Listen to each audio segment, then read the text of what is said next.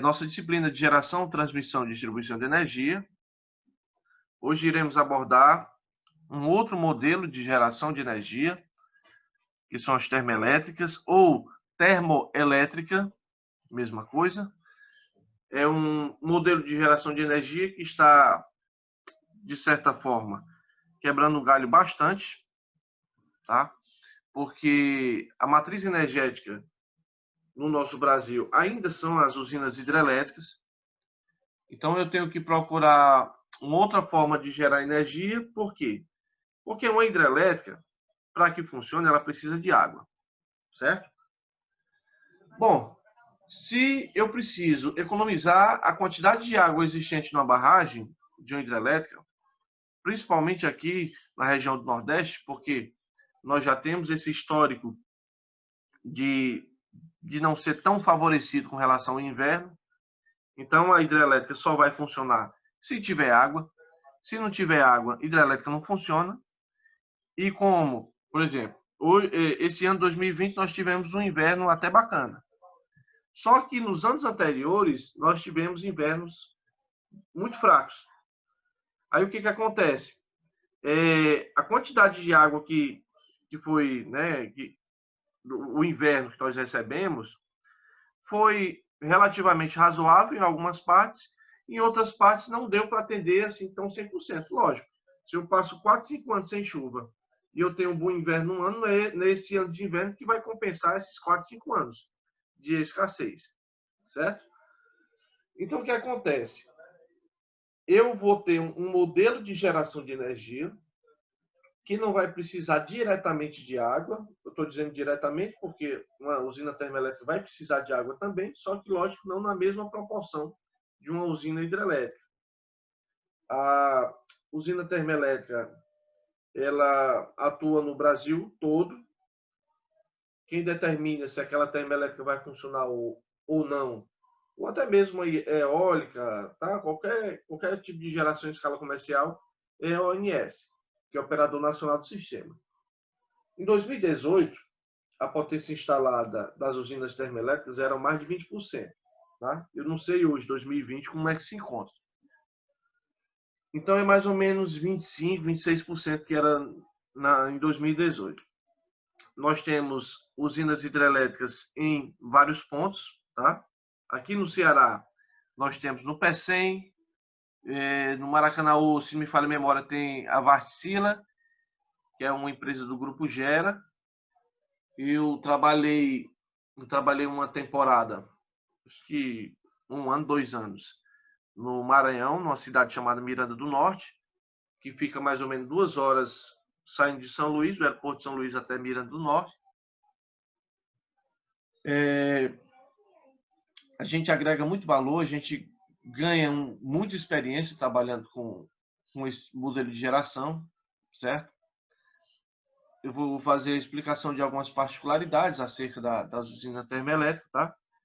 Mas fora o Maranhão, nós temos Pernambuco, nós temos São Paulo, nós temos Rio de Janeiro, Mato Grosso do Sul, Espírito Santo. Então, assim, eu tenho uma gama de gerações termoelétricas, usinas termoelétricas espalhadas no nosso país, tá bom?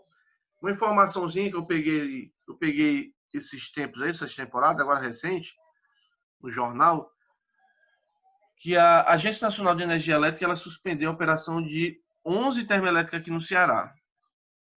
Alegaram a ANS que essas empresas termoelétricas eram inoperantes. Inoperantes, assim, não tinha gente capacitada, o maquinário não era suficiente para atender a demanda, aquela coisa, né? Eu não sei se essas usinas elas voltaram a operar, mas pelo menos a primeiro momento elas tinham sido suspensas a operação, tá? No Ceará nós temos Aracati, tá? Nós temos Baturité, para quem não sabe, nós temos termoelétrica Baturité, na Caucaia, no Iguatu, Juazeiro do Norte. Então, assim, tem várias, tá? Tem um termoelétrica espalhada aí no nosso Brasil todo. Bom, a usina termoelétrica, ela, assim, ela tem suas vantagens, mas ela tem uma grande desvantagem com relação à parte de poluição, tá? São feitos estudos todo dia, tá? Até hoje são feitos estudos para tentar reduzir um pouco desse impacto que é essa emissão dessa poluição na atmosfera. Bom, apesar da geração hidrelétrica ainda ser considerada como a matriz energética em nosso país, a geração termoelétrica tem suprido, né, durante esses últimos anos, tendo em vista que a região Nordeste sofre mais por escassez de água.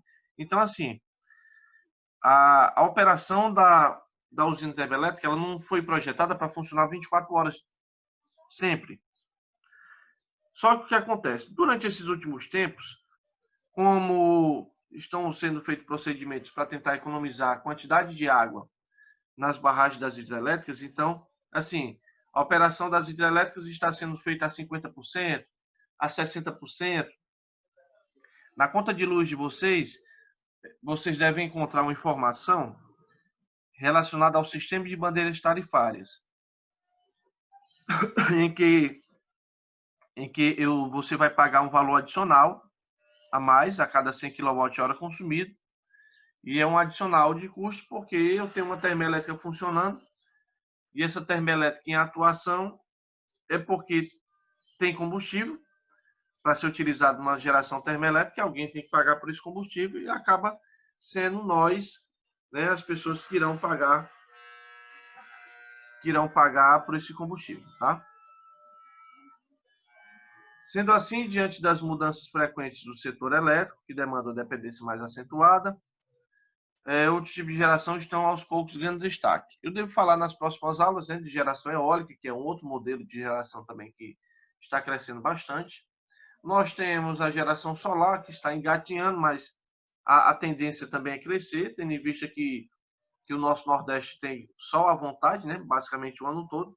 Bom, então, deste modo, nós veremos o conceito de geração termoelétrica, princípio de funcionamento, partes constituintes e pontos fundamentais sobre a geração no Brasil e no mundo.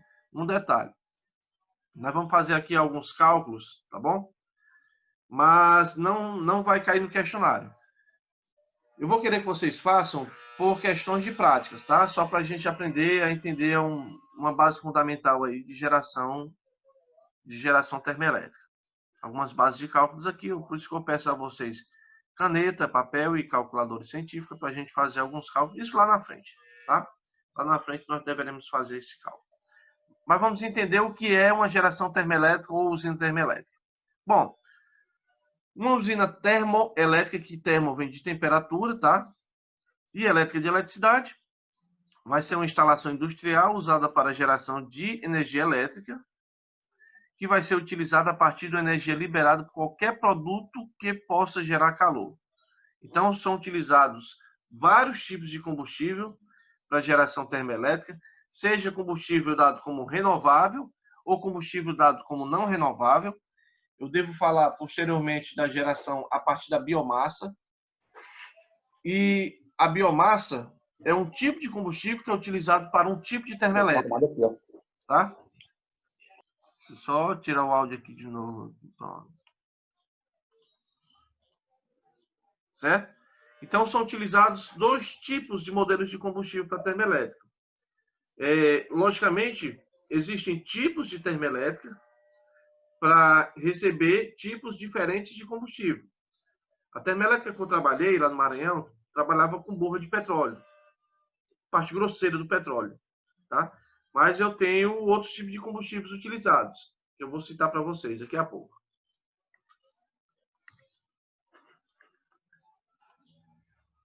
Aí vamos lá. Primeiro, o combustível renovável. Esse tipo de combustível é um combustível que não vai agredir tanto, tá? Não vou emitir uma quantidade de dióxido de carbono na atmosfera, questão do enxofre, que é o que agride o meio ambiente. Eu vou ter como combustível a cana-de-açúcar, eu vou ter a mamona. Eu não sei se aqui alguém lembra, mas alguns anos atrás, a mamona era a sensação do momento com relação ao tipo de combustível utilizado. O pessoal descobriram que o óleo da mamona poderia ser utilizado como combustível e muita gente que na época com terras gigantescas, deixaram de plantar outro tipo de, né, o feijão, o arroz e tal, para fazer a plantação da mamona. Porque eles viam uma vantagem muito maior em relação a outro tipo de alimento ou outro tipo de plantação. Então a mamona era utilizada, era plantada, o camarada tirava, extraía, tirava o óleo e utilizava até para combustível de automóveis. Aqui em Fortaleza, pelo menos, tinham alguns postos de combustível que utilizavam o óleo da mamona como combustível. Eu não sei por que cargas d'água esse negócio não foi muito para frente. E, assim, hoje ninguém mais ouve falar sobre o óleo da mamona, mas até um tempo desse, alguns anos atrás, era a febre do momento, tá? Não sei, sinceramente, não sei por que esse negócio não foi adiante. Mas eu ainda tenho a cana-de-açúcar, né? Que a cana-de-açúcar se utiliza para fazer o etanol, que é o combustível utilizado, né? Para os veículos automotores. E outros tipos de óleos vegetais. Por exemplo, existem transformadores a óleo que utilizam o óleo vegetal como, né, como meio isolante e como meio refrigerante do transformador. O óleo que é utilizado no transformador é um óleo mineral, que é a base de petróleo, é um hidrocarboneto fóssil. E o óleo vegetal é um outro tipo de óleo que também se torna isolante e agride muito menos o meio ambiente. Tá? Enquanto que no transformador eu tenho o óleo parafínico e o óleo naftênico, que são todos derivados do petróleo. Eu tenho um óleo vegetal, não sei se aqui alguém já chegou a visualizar um transformador pintado de verde, né? Pintado de verde só para representar realmente a questão da preocupação com a natureza. Mas é porque ali dentro, vou diferenciar, vou saber que dentro daquele transformador eu vou ter um óleo diferenciado, certo? Bom, enquanto eu tenho o combustível renovável, com esses combustíveis aqui, com esses elementos, eu vou ter o combustível não renovável. Então, assim, uma boa parcela, uma boa fatia desse bolo do combustível utilizado para uma termoelétrica convencional, em sua maioria, são utilizados combustíveis não renováveis, como carvão mineral, como o óleo diesel, tá? Como a borra de petróleo. Então, assim, são combustíveis que não retornam a sua normalidade de novo. Uma vez que emite a queima através desse combustível, pronto, já foi. Então, lançou para a atmosfera já era. O carvão mineral é o minério, né, extraído da terra. Nós temos o gás natural também, certo? Mas, assim, ainda são utilizados em grande escala usinas termoelétricas que funcionam nesse tipo de combustível não renovável. Então, assim, se torna uma parte que gera uma preocupação, porque uma vez que é realizada a queima desse combustível, é lançado para a atmosfera, ora, existe uma diferença muito grande. Vou dar um exemplo. Talvez, assim, até um pouco fora disso aí. Mas, assim, a emissão da fumaça é o que vai fazer a diferença na queima de um combustível. Digamos que você vai fazer um churrasco na sua casa. Aí você coloca o carvão vegetal, que não é esse carvão que vocês estão vendo. É madeira queimada. Beleza, eu coloquei lá. Se você colocar álcool para efetuar a queima desse carvão, ele vai emitir uma fumaça. Se você vai colocar óleo diesel, você nota logo que a fumaça sobe rapidamente. Então, assim, o tipo do combustível empregado para queima vai fazer toda uma diferença, tá? Na parte do sistema, se vai emitir fumaça em maior ou menor quantidade. Certo? O funcionamento, eu vou fazer a explicação já. Vou só fazer uma explicação bem rapidinho aqui sobre o ciclo de funcionamento, depois eu vou colocar aqui o desenho para vocês. Mas, assim, assim como a geração hidrelétrica, ou energia hidrelétrica, em que um gerador impulsionado pela água gira, né? A hidrelétrica funciona como? Eu vou ter uma turbina acoplada no gerador, a água vai passar numa tubulação gigantesca, nós chamamos de conduto forçado. A força da água vai pressionar a pá da turbina, fazendo com que a turbina gire, e essa turbina se encontra acoplada ao gerador. Falamos sobre a turbina Kaplan, falamos sobre a turbina Francis, falamos sobre a turbina Pelton. Eu vou utilizar um outro modelo de turbina para uma escala de geração termoelétrica, é um outro modelo, só que agora eu não vou ter uma água que vai impulsionar a pá dessa turbina, e sim vai ser vapor. Então funciona de que maneira? A fonte de calor aquece uma caldeira com água, Então, por exemplo, esse combustível vai servir para quê? O combustível vai servir para queimar, para efetuar essa queima, vai esquentar a água vai subir um vapor, esse vapor vai passar pressurizado numa turbina, aí sim eu vou ter uma turbina acoplada no gerador para fazer esse processo de geração. Então, enquanto na hidrelétrica eu tenho água que vai fazer o movimento da turbina, na geração termoelétrica eu vou ter um vapor que vai movimentar a turbina, certo? Aí depois vem um processo do condensador, que vai voltar ao estado original, certo? Então funciona da seguinte maneira. Eu tenho aqui essa espécie de caldeira, eu vou precisar de água, conforme eu falei para vocês, porque a partir da água, essa água ela vai sofrer um aquecimento.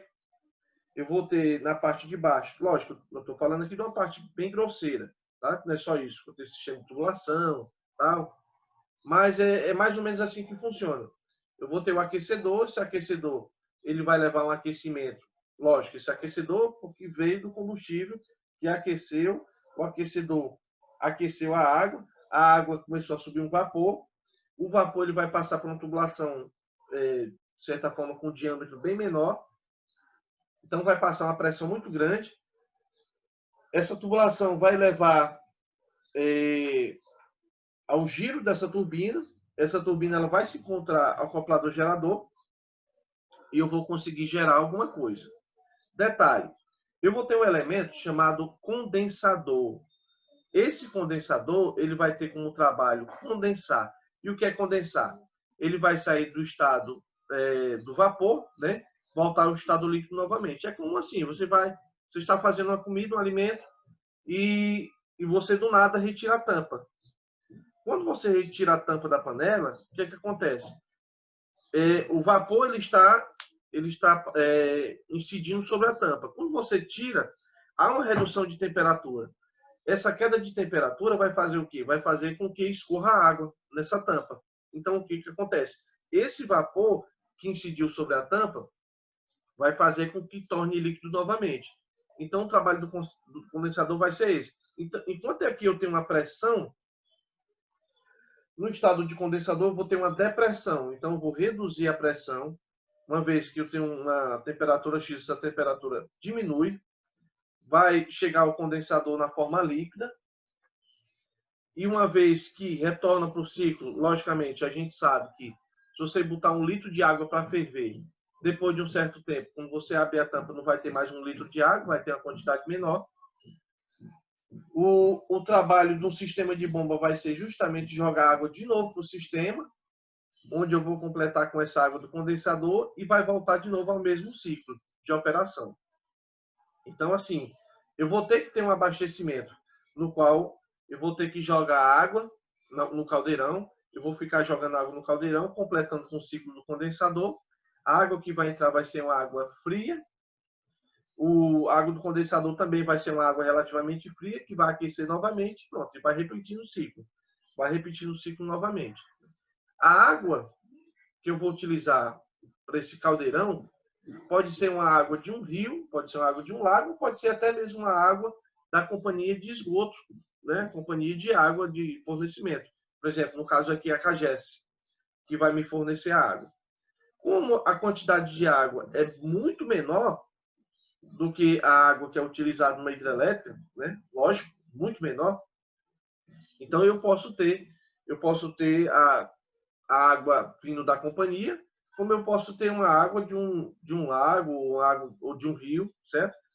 Lá no Maranhão, a usina termoelétrica de lá funcionava com a companhia de água de lá que fornecia. E ainda assim um rio que servia de ciclo de emergência, certo?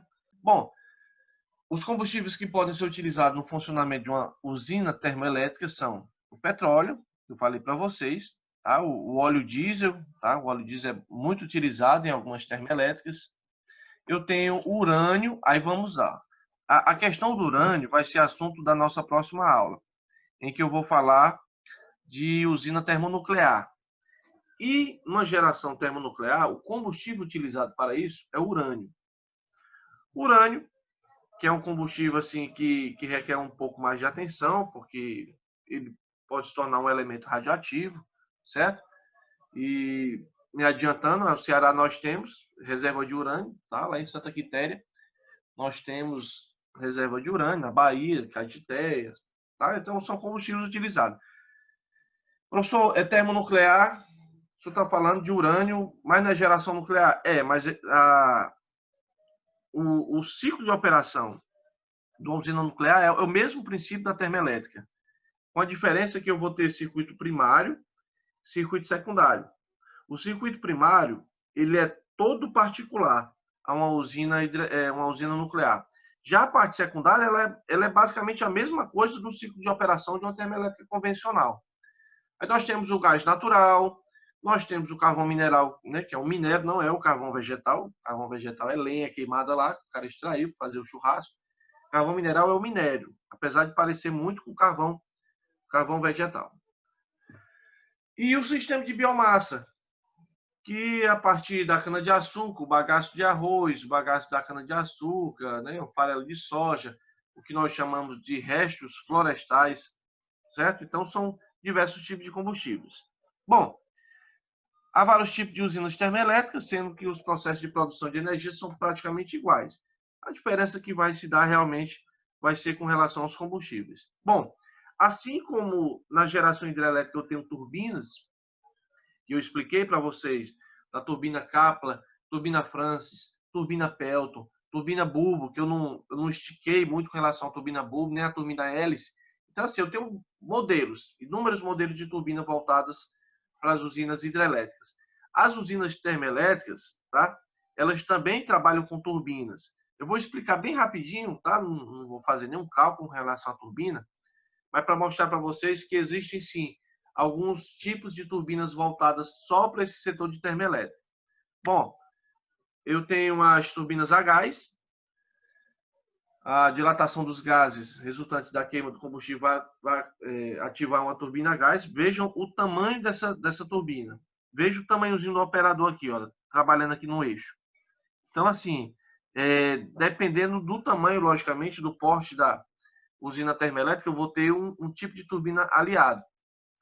Assim como na hidrelétrica, a turbina que vai ser utilizada vai depender muito da vazão, da altura, da queda d'água, o diâmetro do conduto forçado. Então, assim, o tamanho do poste da hidrelétrica vai dizer qual vai ser o tamanho da turbina.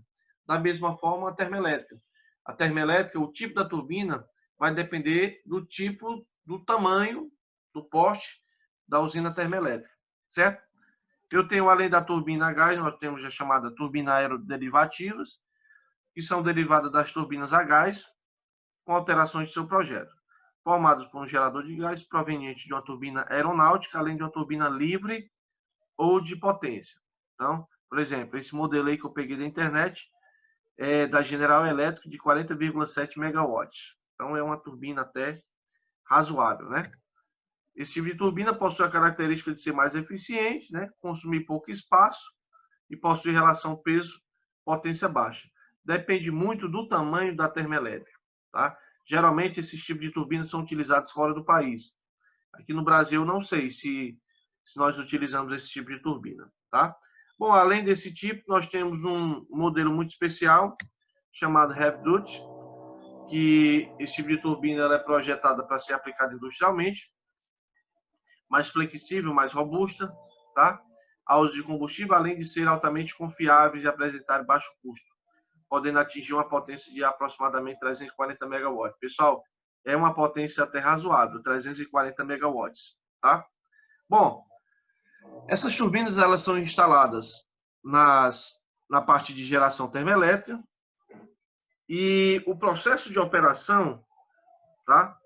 Uma vez que se constrói uma usina termoelétrica ou se propõe instalar uma turbina, uma geração termoelétrica em algum local, eu vou ter que escolher qual é o tipo de ciclo termodinâmico a ser utilizado, tá? O tipo de ciclo ele vai determinar a expansão de operação, a flexibilidade de operação e assim por diante, tá? Com o que nós chamamos de ciclo termodinâmico, tá? Com a central termoelétrica pode operar, são o ciclo Rankine, aí nós temos o ciclo Brayton, o ciclo combinado e o ciclo de motor. Pessoal, só uma observação. Se vocês escutarem um barulho, é porque tem uma obra aqui ao lado aqui, tá? Que há 15 anos está em operação, nunca acaba. Todo domingo aqui é barulho de furadeiro, barulho de tudo. Não sei se vocês estão conseguindo escutar esse barulho aqui. Eu estou tentando falar um pouco mais alto para tentar cobrir o barulho. Certo? Bom, ciclo Rankine, Brayton, ciclo combinado e o ciclo de motores. Eu vou explicar pelo menos dois, tá? O ciclo Rankine e o Brayton. Explicando primeiro o ciclo Rankine, tá? Que é um tipo de modelo de configuração do ciclo termodinâmico de uma operação de termoelétrica. Bom, para o funcionamento do ciclo Rankine, a água é transformada em vapor. Então, eu vou ter aqui, olha, eu vou ter uma água centralizada aqui nessa caldeira. Ela vai ser transformada em vapor e o vapor vai ser utilizado para acionar uma turbina para produzir energia. Uma observação que eu faço é o seguinte: os modelos utilizados, seja o Brayton ou o Rankine, ele é muito parecido. Só que, por exemplo, vai ter alguns processos onde eu vou ter 2 geradores, ao invés de um gerador só, tá? Que nós chamamos de ciclo combinado. O ciclo de operação em si vai ser basicamente quase a mesma coisa, tá? Esse vapor em si vai ser utilizado para gerar energia, tá? Porque vai passar pela turbina, a turbina vai se encontrar acoplada no gerador. Nesse tipo de ciclo de Rankine, eu tenho 4 processos, tá? Eu tenho alguns processos que são utilizados para isso. O ciclo é completado em um condensador, onde esse vapor vai ser resfriado e voltado à água novamente. Então, como é que vai funcionar mais ou menos isso? Veja que eu tenho aqui esse processo aqui. Tem um processo chamado de compressão, eu tenho o processo chamado transferência de calor, eu tenho um processo de expansão e eu tenho um processo de transferência de calor isobárica. Não sei se aqui alguém ouviu falar na física. Falava muito nessa parte aí, isobárica. Certo? Aí vamos lá. Como é que funciona? Bom, eu tenho aqui desse ciclo de caldeira, tá? Ciclo de caldeira para turbina. Eu vou ter uma transferência de calor, porque eu vou ter, uma vez que aqueceu a água vai passar por uma tubulação bem fina e vai fazer, que lógico, quanto menor, né? Quanto menor for o diâmetro da tubulação, maior vai ser a pressão exercida, tá? De um ponto que antecede ao resultado final. A turbina fez com que houvesse essa operação de giro. Isso estou levando em consideração que eu vou ter um gerador junto com isso aqui. E houve um condensador onde vai fazer a etapa final, com a pressão logicamente bem menor e voltando para o ciclo da turbina, certo? Então eu vou ter o líquido subresfriado. Na física, quando a gente estuda a parte de termodinâmica, eles mostram muito esses gráficos dessa maneira aqui, olha, onde eu vou ter todo o ciclo de operação, desde a parte da temperatura inicial, temperatura final, base de aquecimento, quando ela retorna de novo ao ciclo novamente. Alguém falou alguma coisa? Ô, Edson. Oi, Professor, Edson. é possível criar uma pequena termoelétrica para gerar energia? Mas tem. Eu vi, eu estava vendo alguns anos atrás que tem alguns trabalhos que o pessoal faz, uns estudantes aí de engenharia, que fizeram uns protótipozinhos, né, de geração termoelétrica, assim como fizeram também para geração eólica. Só que assim, é um pouco trabalhoso, né? Porque primeiro eu vou ter que ter um gerador. Né? Eu vou ter que ter uma turbina, por menor que seja. Tem como ser feito? Tem. Agora depende muito. Você quer para ter energia elétrica na sua residência, então você já tem que saber que tem que ter um porte bem maior. Ah, não, vou utilizar só para acender uma luzinha, só para essa questão de. Só para mostrar como é que faz esse processo. Tem várias formas. Na internet, o YouTube aí é o pau que ensina. Só que se eu for utilizar para uma coisa realmente mais séria, para gerar eletricidade para minha casa, então o processo já vai ser diferente. Então, mas tem como ser feito? Tem, lógico. Com certeza tem. Certo? Só uma explicaçãozinha acerca desse ciclo que vocês estão vendo aí, caldeira, turbina, condensador e bomba. Só para a gente entender assim, bem rapidinho assim como é que funciona. Bom, da caldeira para a turbina. né, da caldeira para a turbina, como é que funciona. Primeiro, deixa eu explicar da bomba para a caldeira, que é essa parte aqui, olha. A bomba para a caldeira. O que acontece? O fluido ele vai ser bombeado, né? Eu vou indo de trás para frente para a gente entender um pouco. Eu vou ter um fluido de água aqui, ó. Vai ser bombeado de uma pressão baixa, tá? Através de uma pressão alta, logicamente, porque eu vou precisar jogar água na caldeira. Nesse caso aqui, o bombeamento, bombeamento, né, que a gente chama, bombeamento, ele requer um tipo de energia, tá? Para conseguir fazer. Eu estou levando em consideração que essa bomba está conectada não só do condensador. Eu vou ter uma outra tubulação que vai chegar na bomba, porque só a água do condensador não vai ser suficiente para voltar para a caldeira. Vocês vão concordar comigo que uma vez que passou um vapor, a quantidade da água ela vai baixando. E mesmo que retorne ao estado líquido novamente o condensador, eu vou precisar de completar com mais água para poder encher de novo a caldeira. Isso é lógico, né? Bom, ao que acontece? Da caldeira para a turbina, uma vez da caldeira para a turbina, que vai ser uma transferência de calor. Essa água, que nós chamamos de fluido também, ela vai pressurizada, certo? Ela vai entrar na caldeira, vai ser aquecida numa pressão que vai ser constante até tornar um vapor superaquecido. Então, vapor aquecido, vapor superaquecido. Então, o vapor vai aumentar mais ainda com relação ao seu poder calorífico. Aí o que acontece? Da turbina para o condensador, tá? Uma vez que essa turbina já fez o giro dela, vocês vão concordar comigo que a pressão ela vai diminuir. É isso? Da turbina para o condensador. Ela expande, logicamente, através da turbina, gera o trabalho, faz o trabalho, beleza. Então, o que acontece? A pressão ela vai reduzir, chegando no condensador e assim volta ao ciclo novamente, fazendo o trabalho dele. Certo? Bom, o segundo ciclo é o ciclo Brayton. O ciclo Brayton, eu vou ter um sistema já diferenciado. O trabalho dele já vai ser bem diferente, levado em consideração ao primeiro lá que eu vou fazer a explicação para vocês, tá? Se constitui de 4 etapas. Compressão, eu vou ter a chamada adição de calor e eu vou ter a chamada rejeição de calor. Há uma diferença? Tem sim, com certeza há uma diferença muito relativa com relação a isso. Nesse ciclo, os processos de compressão, de transferência de calor, de expansão e exaustão ocorrem ao mesmo tempo, mas em locais diferentes. Ou seja, deixa eu voltar aqui para mostrar para vocês.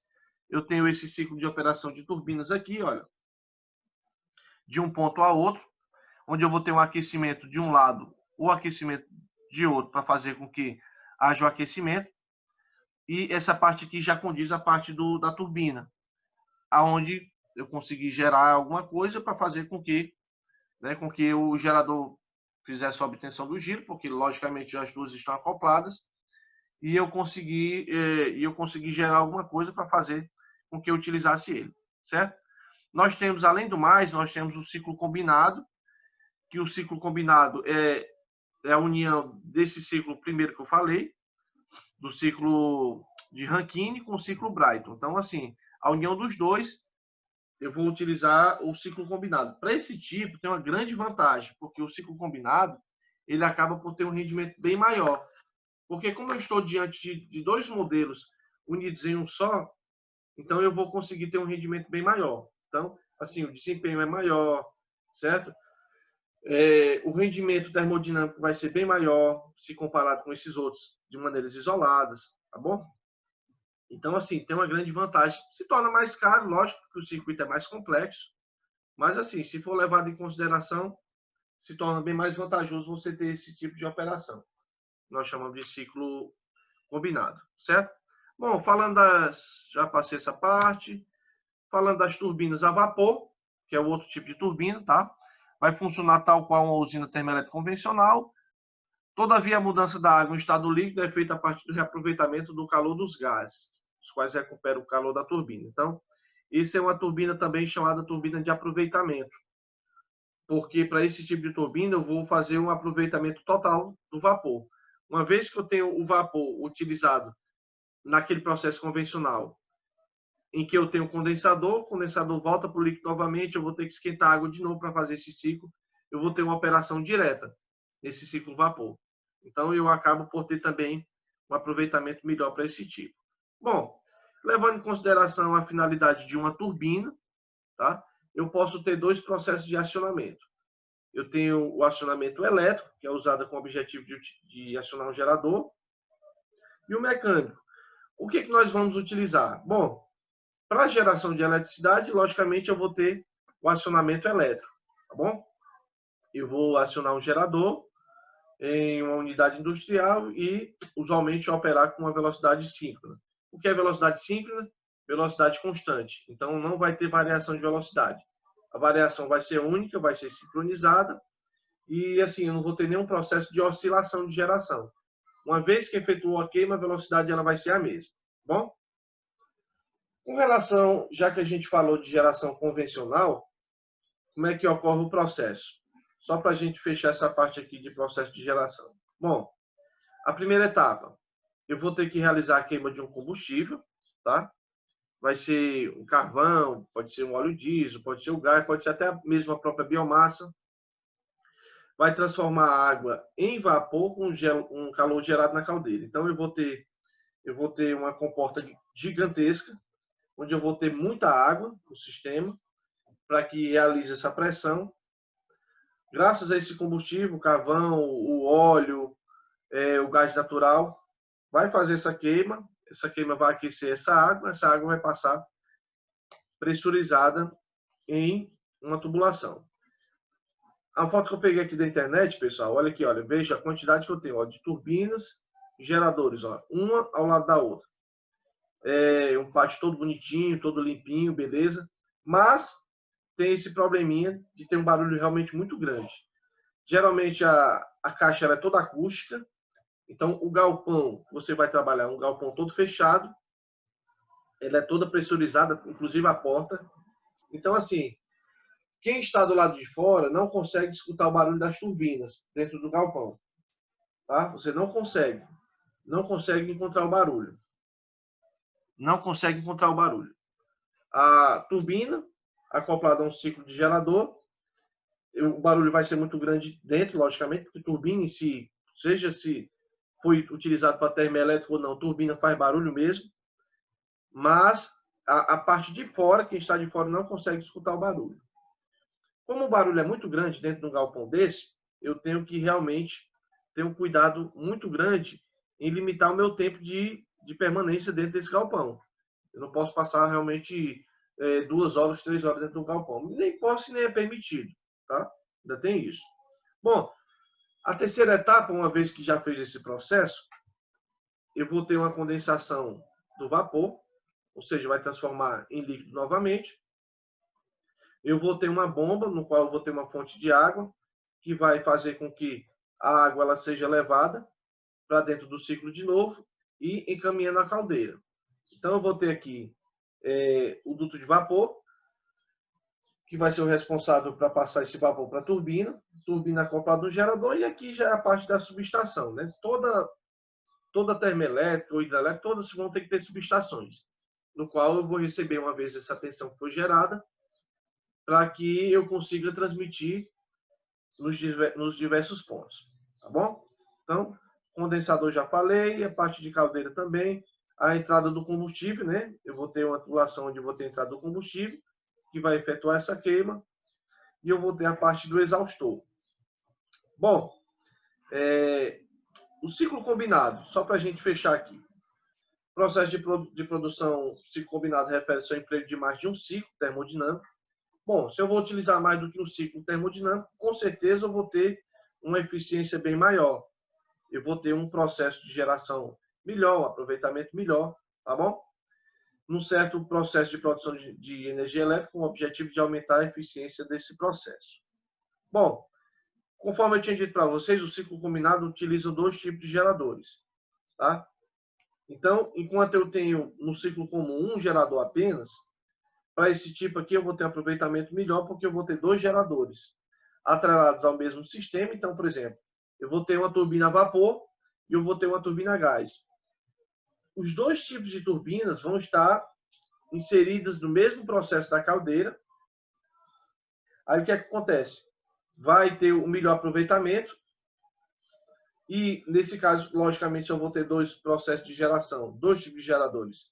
eu vou ter, com certeza, um melhor aproveitamento da minha geração. É mais caro, é mais complexo, mas, assim, vale a pena, tá bom? Pessoal, já que a gente falou essa parte de pressão, essa parte de geração, nós vamos fazer um exemplo aqui. Eu vou querer que vocês copiem, tá? A questão que nós vamos fazer. E eu vou ensinar para vocês como é que a gente faz mais ou menos o ciclo de cálculo do rendimento, envolvendo um ciclo. Vamos escolher um ciclo de Rankine, tá? Que foi o primeiro que nós falamos. E vocês vão ver mais ou menos como é que é feito esse processo. Bom, diante dos ciclos, faremos um exemplo abordando o rendimento de um ciclo termodinâmico tipo Rankine. Lembrando que para o ciclo Brighton nós temos uma sequência de cálculos, um ciclo combinado também. Tá? Vamos fazer para o ciclo de Rankine. Bom, questão 1 do exemplo de aplicação. Calcule o rendimento de um ciclo de Rankine, reconhecendo-se a pressão da caldeira de 50 bar. Só uma observação aqui. Com relação... Pode tirar, tem áudio ligado aqui.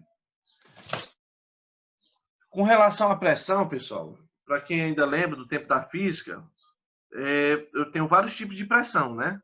Eu tenho pressão Pascal, eu tenho pressão em bar, né? Significa pesado, né? No grego, que a gente chama. É uma unidade de pressão. O Pascal é outra unidade de pressão.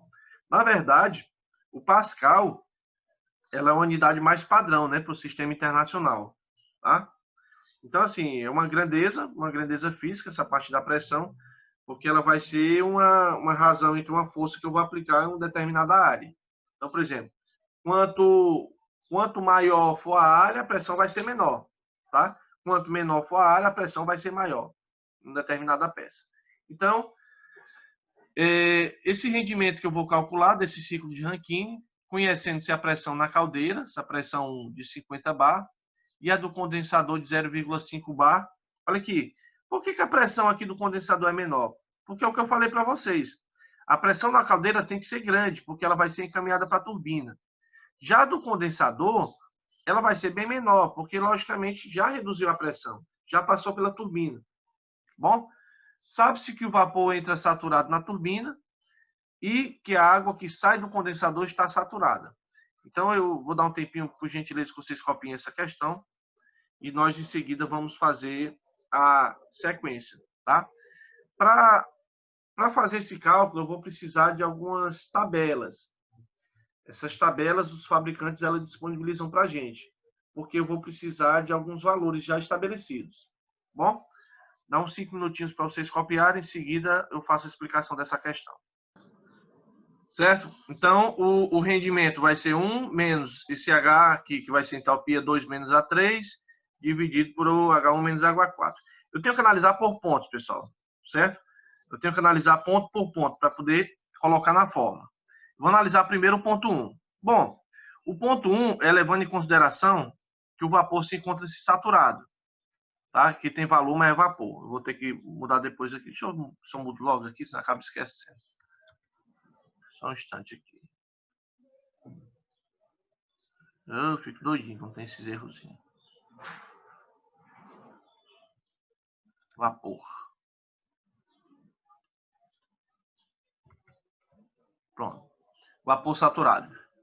Bom, a primeira pressão, conforme eu expliquei para vocês, é de 50 bar.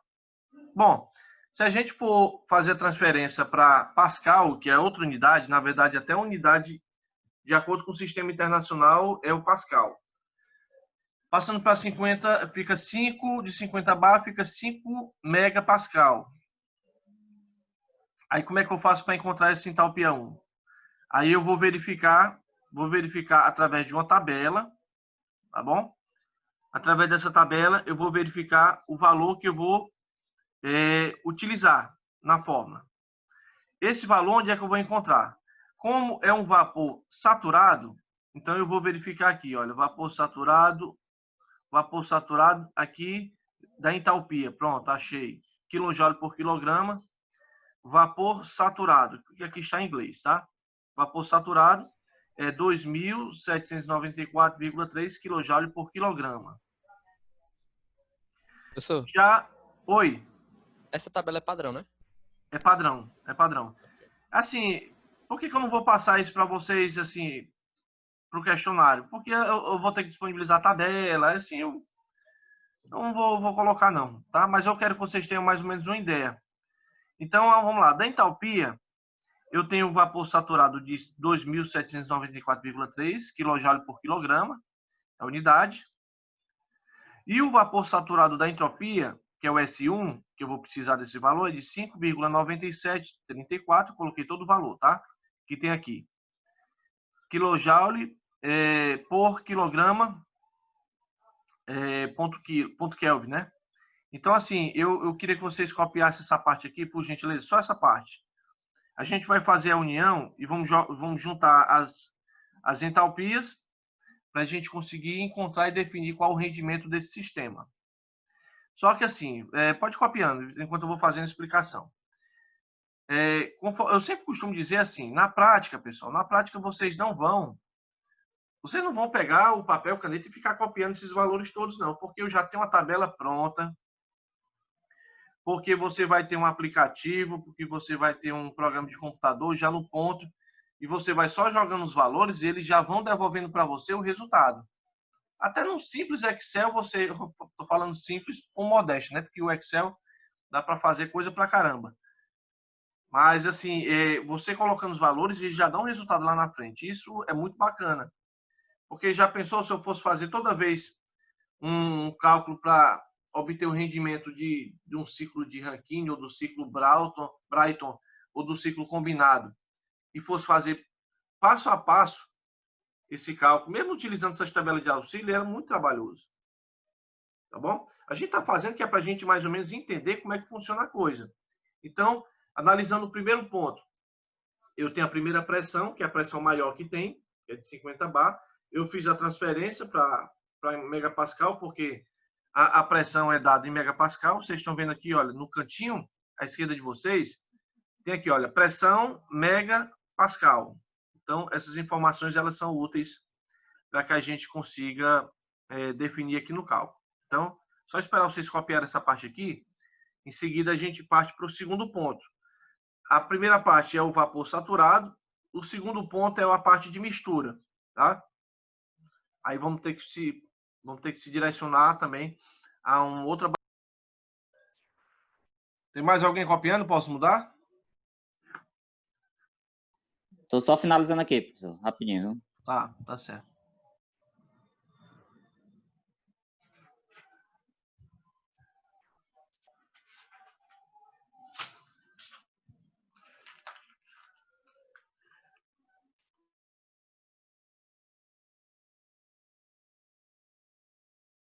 Pronto, eu já finalizei, viu?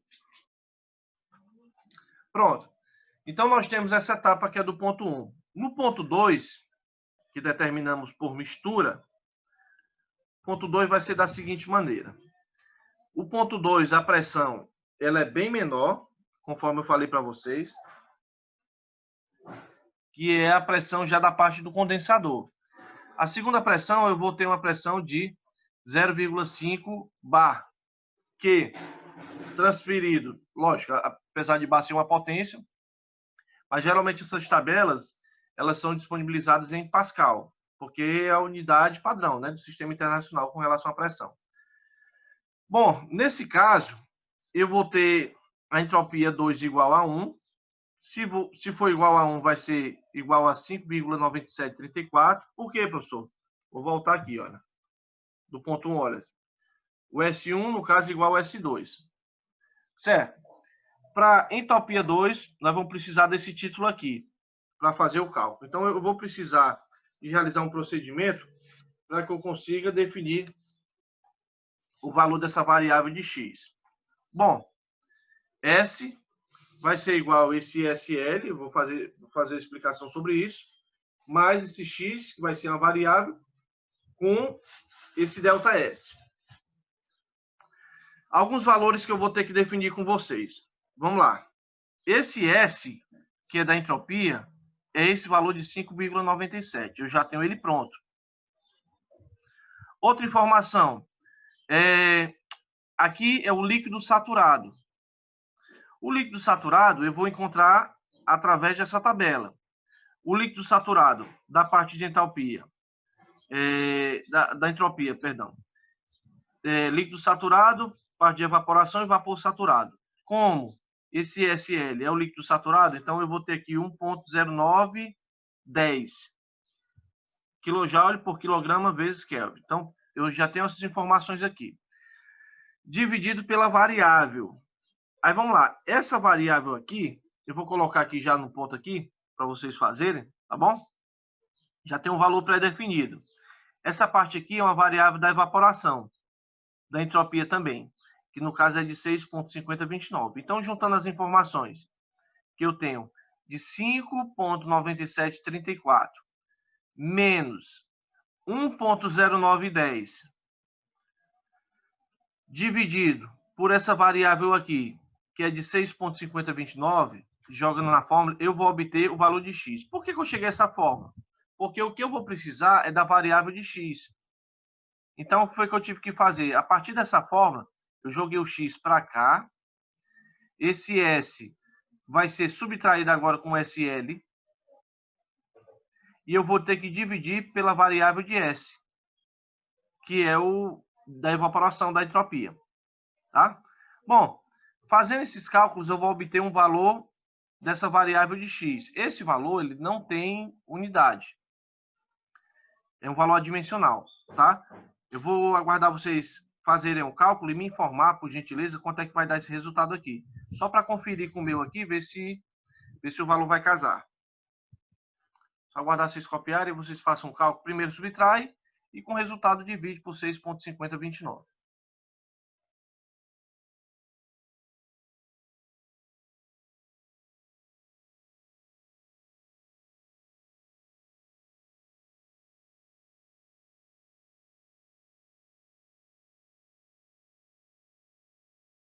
Deu 0,75, professor? Exato. Deu mais alguma coisa depois de 0,75? 0,8. É, 0,3. exatamente. Então, aí vamos nós. Fiz o cálculo, beleza. Obtive o valor de 0,7508. Esse é o resultado. Primeiro subtrair, né? 5,9734 menos 1,0910. Com resultado, se você quiser fazer de maneira compassada, com resultado você divide por esse valorzinho aqui, que é da evaporação, e eu vou ter um valor de 0,7508. Veja como é minucioso, né? Eu estou fazendo o cálculo de toda a etapa, desde da parte do vapor saturado, partindo para a parte de mistura, conforme nós acabamos de fazer. Agora sim, eu não finalizei, porque o que eu estou precisando é do H2. Tá? Bom, uma vez que eu fiz esse procedimento, eu posso mudar a tela, pessoal? Estou copiando, viu, professor? Aguarda um Tá pouco bom. aí. Tá certo. Só finalize para mim quando concluir. Beleza. Ainda continuando na parte da mistura, essa variável de x, olha, eu vou ter que utilizar na próxima fórmula. Tá bom? Que é a segunda parte. O H2 eu vou precisar do título. Acabei de encontrar. Com esse valor, eu vou me aliar a algumas informações. Quais são as informações? Eu vou precisar do líquido de saturação, o líquido saturado. Essa variável de x eu já tenho. E eu vou precisar de outra informação também, que vai constar na tabela também, que é da entalpia, de evaporação. Então, veja que eu estou sempre me alinhando na tabela. Sempre me alinhando na tabela. Ok, professor, terminei, viu? Pronto. Próximo ponto. O H2. Então, eu vou fazer o cálculo da seguinte maneira. Esses 340,49 é o líquido saturado. Tá? Referente a essa pressão de 50 pascal. Veja que aqui no cantinho, olha, à sua esquerda, eu encontro aqui, olha, 50 pascal, quilopascal, né? Temperatura de saturação, tal, 81,33 graus Celsius, volume específico, né? Energia interna, entalpia, entropia. 340,49. Oi, Marcos Paulo.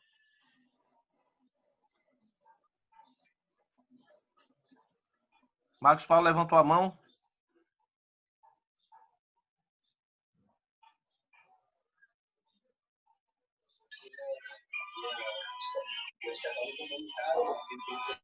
Oi, Marcos.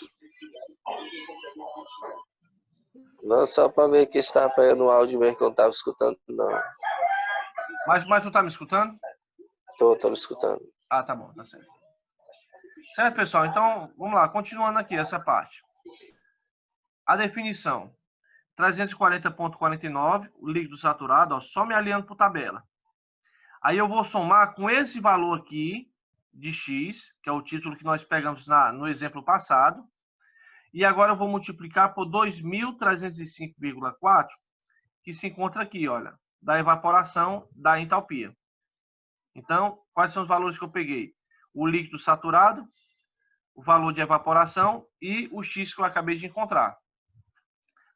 Por que eu tive que encontrar o X? Porque são as etapas da caldeira para a turbina, da turbina para o condensador, do condensador para a bomba e da bomba para a caldeira. Então, são as etapas que a gente utiliza.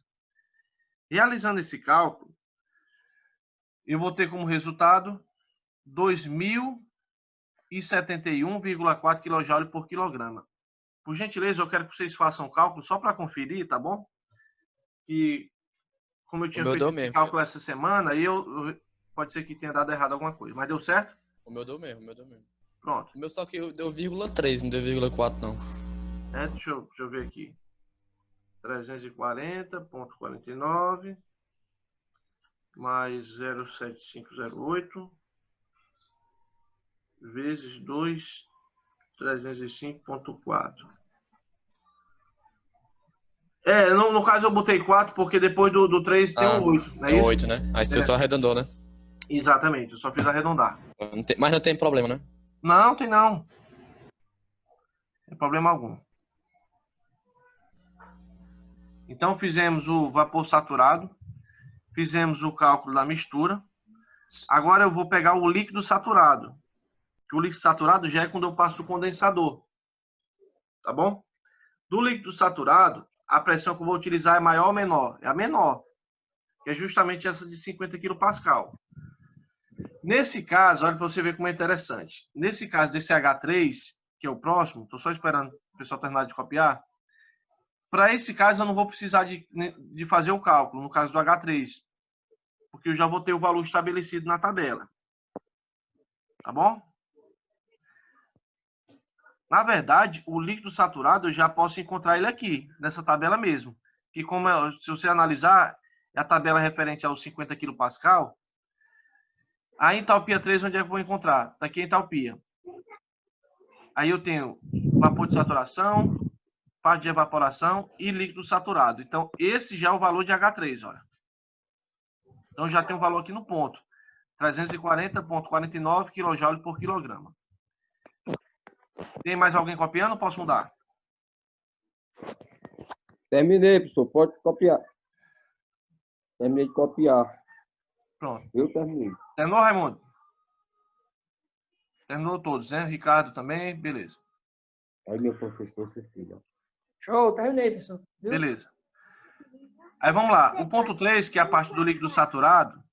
Olha aqui, olha. Eu já tenho 340,49. Só tirei um pedacinho da tabela, né? Que é justamente essa parte aqui, olha. Então, assim, pressão é menor, lógico, e eu já tenho o valor de H3. Os valores que eu estou encontrando, eu vou ter que utilizar na fórmula final. Então, qual foi o primeiro que eu encontrei? Eu encontrei o H1, né? 2.794,3. O H2, que é a parte da mistura, eu encontrei com um valor de 2.071,4, acabamos de fazer. O H3 eu já tenho aqui à disposição. E depois do H3 eu vou partir para a última etapa, que é a parte do líquido. Que o que vem para cá não é vapor. O que vem para cá é líquido, enxuto. Esse vapor de líquido, partindo para a última etapa. Vou tirar o áudio aqui. Então, o líquido, vamos lá. O H4, entalpia 4, vai ser igual a entalpia 3 mais a variação da bomba. Lógico, porque a bomba vai funcionar, eu vou pegar a água do condensador e eu vou precisar de um auxílio. Eu vou precisar de um auxílio de mais líquido, logicamente, para poder jogar na caldeira. O processo vai ser esse. A pressão, logicamente, que vai ter que ser levada vai ser a pressão maior. Então, vai ser 50 bar, que é igual a 5 megapascal. Aí, vamos lá. Qual a fórmula que eu vou precisar utilizar para isso? Como? A entalpia 4 vai ser entalpia 3, tá? Mais a variação da entalpia da bomba, porque vai ser a bomba que vai encaminhar o líquido, logicamente, lá para a caldeira. Como é que eu vou fazer esse critério? Bom, o valor da entalpia 3, vocês recordam que vocês tiveram essas informações. Aí, vamos lá. Jogando os valores aqui, 340,49 é o H3, a entalpia 3 que vocês tiveram em mãos, certo? Mais o valor do líquido saturado aqui, olha, o líquido de saturação, que é do volume específico, esse V é de volume, tá? Volume específico. 0,001286, como a gente está falando de volume, é metros cúbicos por quilograma. Procurando nessa tabela, eu vou encontrar 0,001286 metros cúbicos por quilograma. É a parte do volume, tá? Bom, volume específico. Vezes, aí eu tenho a diferença das pressões. Eu tenho, no caso, 50, e eu vou subtrair por 0,5, diferença das pressões, vezes, e vou colocar 10 ao quadrado, para justamente eu passar todo esse valor aqui para quilo. Como os valores aqui já estão em quilo, ó, quilojoule por quilograma, quilojoule, então eu tenho que passar isso para quilo. Então, para fazer isso, eu vou multiplicar por 10 elevado a 2, tá? Ou por 100, no caso, né, que eu vou passar para quilo. Fazendo esse cálculo, tentem fazer e me diga se esse valor está correto. 346,86 kJ por quilograma. Eu vou fazer aqui também, tá bom? Só para a gente verificar se o valor realmente correto é esse. 340,49 mais 0,001286 vezes 50 menos 0,5 vezes 10 elevado ao quadrado. No caso aqui, calculando do meu deu Meu deu assim mesmo. 246,8557. Pois é, meu deu assim, 85. Tem problema não. Acho que eu achei que tinha que arredondar, alguma coisa assim, eu acabei colocando. Então, o valor da entalpia 4, acabei de encontrar, que era o que eu precisava. Todos os valores já foram levantados. Desde a parte lá do vapor saturado, que é a primeira parte, passando para a segunda etapa, que é a parte de mistura. Depois da parte de mistura, nós vamos para o líquido saturado. E depois do líquido saturado, a parte final, que é a parte do líquido. Tá? Não vou ter nenhuma alteração de temperatura com relação a isso. Bom, depois que eu encontrei o H1, H2, H3, H4, eu posso lançar na fórmula para que eu consiga encontrar o rendimento. Vou só esperar vocês terminarem de copiar essa parte aqui e vamos partir para aquela última equação, aquela primeira, na verdade, que eu pedi para que vocês copiassem. Que é aquele que parece uma letra N, que é o eta, que vai ser igual a 1 menos a razão entre a diferença das entalpias. No caso, entalpia 2 menos A3, dividido pela 1 menos A4. Só aguardar vocês concluírem essa parte aqui, de copiar, aí eu parto para a nossa última fórmula.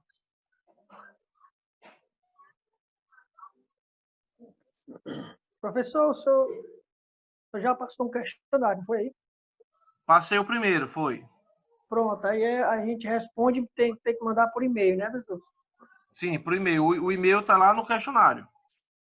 Está no questionário mesmo, né? Não, beleza. É porque eu, semana passada, eu não peguei, mas eu vou responder e mando para o senhor até segunda. Tá bom, tem até o último dia para mandar. Ah, beleza.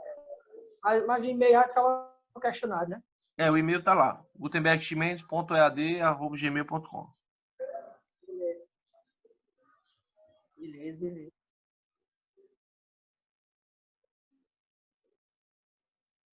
Essa semana eu recebi uma ligação do CPEP para poder comparecer lá. Não sei se eles vão marcar as aulas presenciais. Você falar alguma coisa? Você não é a primeira pessoa que me fala isso, não. Já teve realmente algumas pessoas que me falaram sobre isso, que o CEPEP tinha ligado, vocês compareceram. Eu acho que é bem para Mas, explicar, eu acho, eu não sei, bem para explicar com relação a como é que vai ser o ciclo das práticas, né? Laboratório, essas coisas, né? talvez, né? Ou então talvez vão começar a definir turma, né? Que não pode ir todo mundo, né? Dividir, né, no caso, né? Dividir, Assim, enfim, eu fui lá esses dias, essa semana agora, e eles estão equipando lá todos os laboratórios, que como a gente sabe que nós não temos mais a unidade da General Sampaio, então vocês irão ficar concentrados lá na unidade do Bandeira. E lá no Bandeira, eles estão preparando todas as salas para deixar preparadas para o retorno, né, de vocês. Salas que antes não estavam funcionando, eles voltaram deram geral, né? Pintura, teto, tudo. Deram geral completo lá. E assim, eu já trabalhei em todas as unidades do CEPEP aqui de Fortaleza. Eu tenho uma simpatia muito grande pelo Bandeira. Eu não sei se é porque eu trabalhei muitos anos ali no Bandeira. Eu gosto, ali eu acho mais aconchegante, assim, um local mais, assim, eu acho bacana lá. Eu devo ir essa próxima semana de novo, eu vou procurar saber com relação a isso. Pois é, quando for segunda-feira ou terça eu vou lá, saber lá de alguma coisa, como é que vai ser, né? Eu só soube falar, assim, mas eu ouvi falar. Bom, eu acredito que todos copiaram. Vamos partir. Você já viu? Pronto, eu vou Tô partir para a terminando aqui, professor, só meio minuto. Certo, quem foi que falou? Hamilton Gomes. Meio Tá bom, minuto, meio segundo. Tô terminando. Tudo tranquilo. Só sinaliza para mim quando concluir.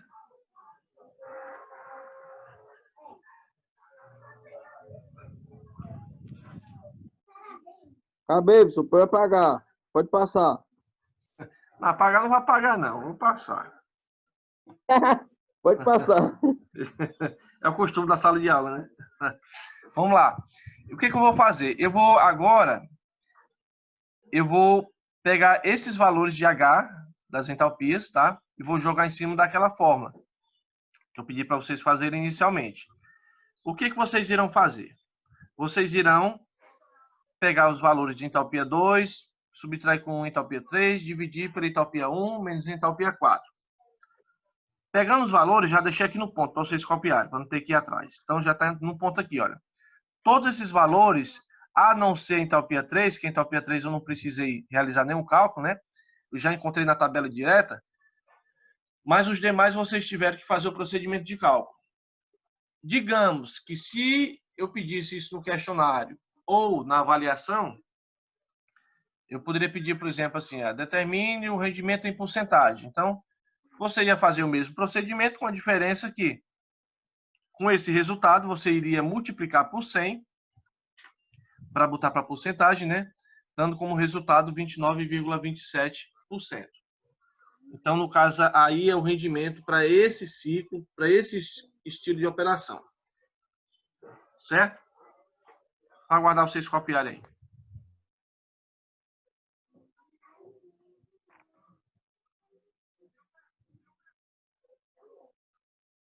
Ei, professor. Ouvindo. Professor, mas uma questão dessa é complicada, o senhor corrigiu um monte de prova com isso aí, é melhor você colocar isso, não. É nada, para isso é que tem o Excel. Aí eu posso mudar tudo e já tem um resultado lá na frente. É porque eu não vou fazer, porque... Tá bom, isso aí é só para a gente ter mais ou menos uma ideia. Não vou colocar não. Eu concordo com o senhor. Eu nunca coloquei, na verdade, em 12 anos de CEPEP, eu nunca me lembro de ter colocado isso aqui em uma prova. Eu coloquei em questionário. Mas em prova eu não me lembro de ter colocado, não. Eu não vou colocar, não. Foi. O que você acha?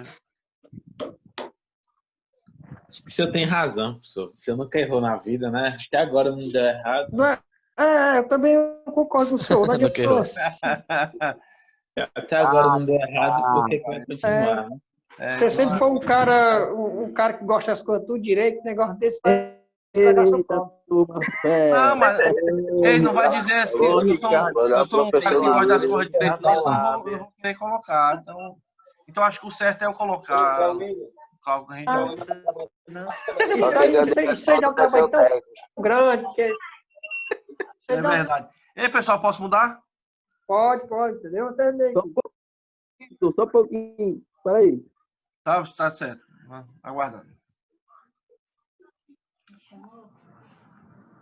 Eu volto sim, viu, professor, para colocar. Então, vamos fazer uma enquete, é? Mas para com isso, tia Quieta. Agora a gente está fazendo, mas na hora ninguém vai se lembrar de nada, não. Só sei de uma coisa. Se bem que eu digo uma coisa. Nesse caso, para vocês não era nem problema, que a prova de vocês é um trabalho, né? Olha, a preocupação maior seria se fosse na sala de aula sem consultar nada. Pois é pior, né? Porque aí... Tem mais alguém concluindo aí? Tô terminando aqui. Tá certo. Só sinaliza para mim, tá bom? Quando concluir? Tá, rapidinho eu termino.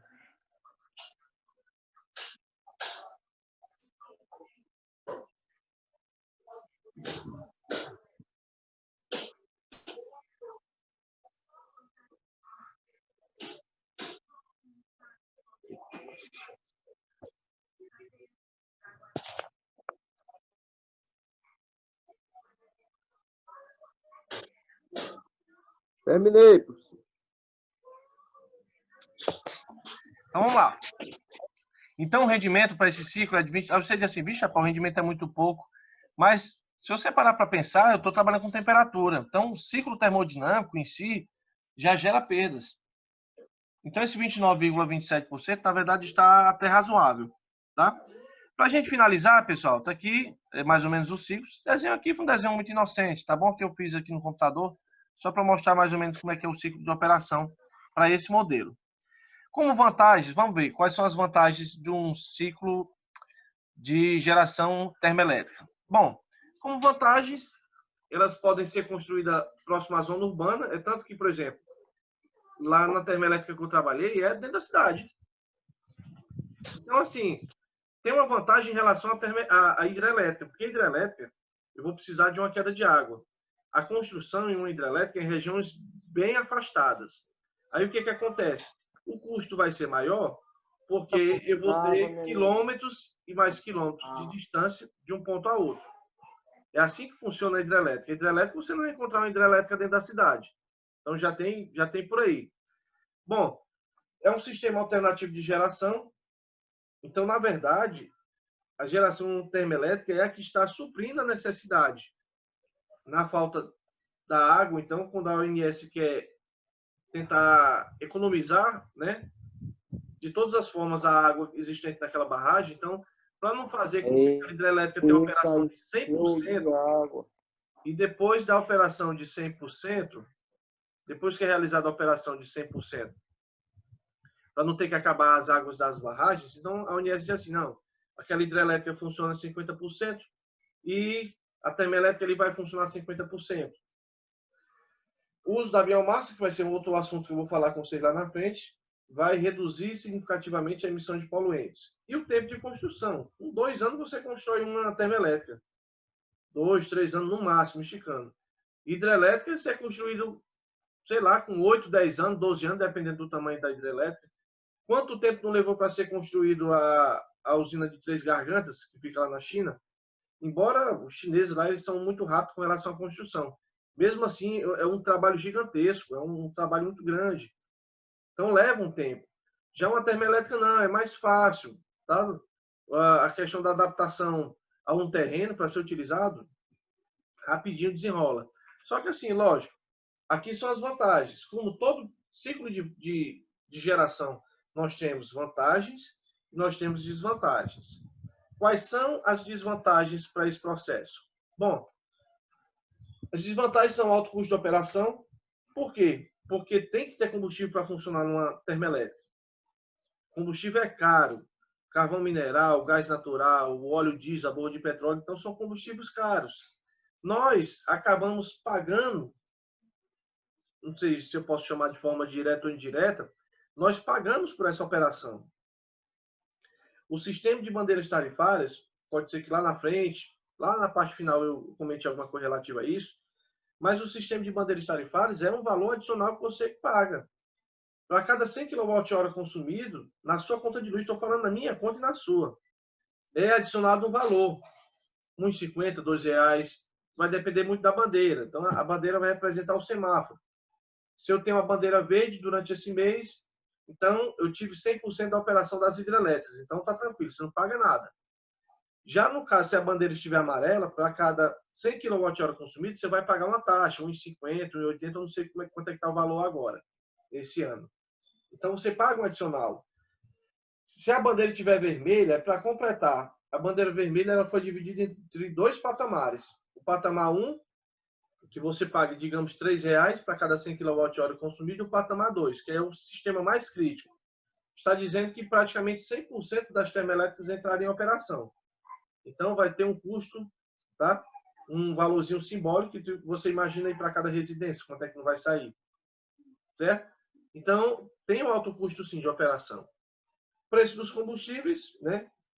É caro esses combustíveis, conforme falei para vocês. A parte da poluição, porque gera um impacto ambiental. Eu vou ter uma emissão de poluentes.